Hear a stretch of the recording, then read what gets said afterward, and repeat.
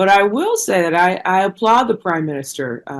If I were to be honest, I was not very pleased with the way the Trump administration was so aggressive with Prime Minister Modi, almost to an extent of bullying the Prime Minister in India into bullying them to the table. I didn't appreciate that approach. Well, it is no secret. I love India and I love the Indian people and Indian communities across the world. And I tell you, since my entrance into India at a high level through music and also certainly through my advocacy for pro-India policy and certainly for Prime Minister Modi. I have been so blessed to now call India and the Indian people to love not only for the music and the culture and so many things. But I just feel like there's there's such a consistent thread of certain values between humanity. It doesn't matter what culture you're from, doesn't matter what language you speak, it doesn't even necessarily matter what religion you are. There's some common threads that we all share, and I believe those common threads that I certainly grew up with and value, that is shared with the Indian people. And so I feel that those common threads, like loving your neighbor as yourself, those common threads of taking care of your elders and your family, those common threads of being kind, those what we would call in the scriptures in our faith, the fruits of the spirit: love, joy, peace, patience, kindness, goodness, faithfulness, gentleness, self-control. All of those values, I think those are shared across the board. And so those values and commonalities are certainly very prominent in the Indian culture as it is in the American culture and certainly in my faith. And so I think those things were immediate connections. Also, growing up as a child, we had a wonderful woman in our home who helped take care of us growing up. My mom had a very busy life as a pastor, and so Smita Patel is her name, who's of Indian origin. She was our big sister, and she helped raise us as kids, and so we were immersed into the Indian culture at a very young age. And so I credit Smita a lot because we learned so much about cultural aspects and Indian cuisine and even music at a young age. And so all of these elements, from my childhood to my interfaces certainly with India through my service, working for President Bush and then singing for consecutive presidents, all these interfaces with India, that just fueled the love that I have for the country and certainly for the people. Well, as I mentioned earlier, there's been a lot of back and forth, certainly on the tariff issue. And if I were to be very honest, again, President Trump, who I certainly have known for a decade now, almost over a decade, spent countless years on the road with President Trump, performing and supporting. So I support the president, as he will always do, put America first. And so I know that is a part of his diplomacy as it relates to tariffs in India and across the world. It's the same for Prime Minister Modi, who will always put India first. And so his diplomacy will always have that in line of negotiations with the United States. But I will say that I applaud the Prime Minister. If I were to be honest, I was not very pleased with the way the Trump administration was so aggressive with Prime Minister Modi, almost to an extent of bullying the Prime Minister in India into bullying them to the table. I didn't appreciate that approach.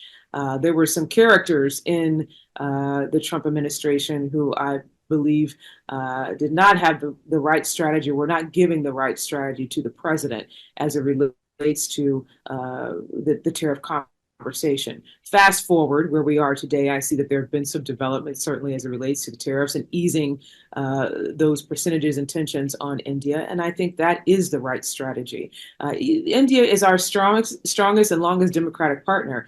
And so the US-India relationship is absolutely important for the world. And so if there's any country, any leader that we should absolutely find common ground with and have positive diplomacy with, that is Prime Minister Modi and India. And so I am grateful to the president that the conversations are in a much better place as it relates to tariffs, that those tensions are being eased.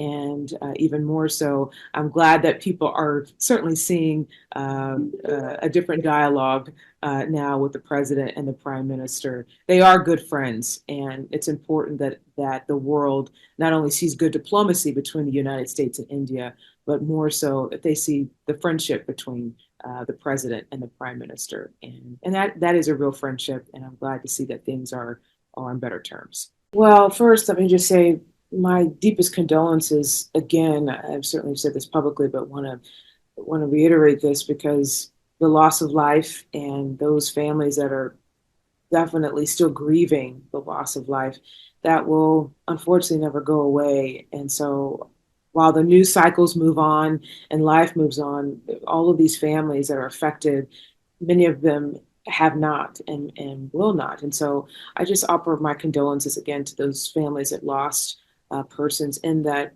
horrific terrorist attack. And we're seeing such an escalation of war across the world. And it's my hope that more leaders like Prime Minister Modi, certainly like President Trump, it's extraordinary to see how the president's leadership has contributed to a number of peace deals here recently across the world. And so I'm hopeful that more leaders like President Trump, like Prime Minister Modi, become more active in helping to mitigate and bring peace to a lot of these areas and regions. I certainly applaud the Prime Minister on his leadership and even some of those sacrifices made in his leadership to bring peace to the region after that horrific terrorist attack. I applaud the Prime Minister's bold leadership in defending India and continuing to defend India. That's his job as the Prime Minister, and so everything that involves, I certainly support. I certainly appreciate President Trump and his involvement in conversation with the Prime Minister and the Indian government, as well as the Trump administration, on being a team player and helping to bring peace. Helping to bring peace to that area. And I think I think what's important when you are facing conflict, certainly as we look at the rise of terrorism across the world, I think it's very important for leaders and those advisors around leaders to have an understanding of the history of those locales as it relates to conflict. If you look at the history between India and Pakistan, it certainly dates back well before many of the leaders that are in office, certainly in the United States and across the world now. It's been a long, ongoing conflict. And so I think that it's important when leaders and countries get involved in the conversation of these types of conflicts, it's important that there's an understanding of the history. I think that will help in the current conversations as we try to bring peace to certain regions after they've experienced acts of terrorism. And so it's certainly my hope that peace can continue. Greater measures of peace can continue between India and Pakistan. I've actually met a lot of Indians that live in Pakistan, in fact. And, that's my prayer. I'll just say that every day. I pray for Prime Minister Modi. I pray for his leadership, certainly in India. And I pray that greater measures of peace can happen between India and Pakistan, certainly going forward during the Prime Minister's tenure.